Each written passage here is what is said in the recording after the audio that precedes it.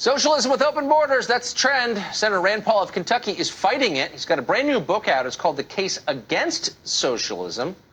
He joins us tonight. Senator, thanks so much for coming on. Thank you. So, congrats on the book, by the way. And I think your book tour is probably a very kind of interesting window into where we are right now. My deeper question is, why are we there? Most of the economic indicators seem positive. Why are people embracing socialism? Well, it's kind of an extraordinary thing. I remember when I was a kid, we would say, well, that liberal's probably a socialist, but they would never admit to it. Totally. Now you have people who are actually running on the label of being a democratic socialist. I think some of it is they've forgotten their history. So part of our book, we talk about the fact that Hitler was a socialist, the fact that Stalin was a socialist, the fact that Mao was, and that about 100 million people died in the last century, primarily from genocide and famine, and primarily from collectivism and socialism. But they seem to have forgotten that. But what they now point to is they all say, well, we kind of were for Castro, but not so much anymore. We're kind of for Chavez and Maduro, but not so much. What we're really for is Scandinavian socialism. So we spend a lot of the book describing the fact that Scandinavia, first, is not socialist.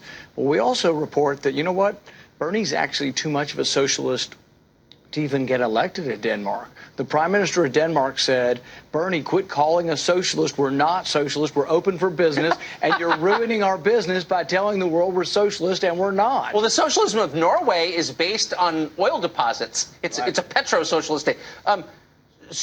What's interesting, though, is that conservatives often say socialism makes people poorer, but the people who run socialist systems always wind up very rich, I've noticed. We make that point in the book that there's always a top 1%. In our country, it's largely based on merit.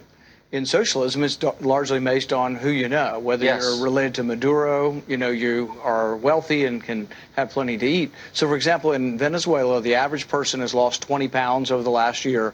Maduro has gained about 50 pounds over the last couple of years. So Maduro is getting bigger is that and literally bigger true? and bigger. Oh, yeah, he can't even wear clothes. I mean, and so Maduro is so fat, his generals are fat, they're all well-fed, but the average person has lost 20 pounds. That is a statement of what the top 1% is like in socialism.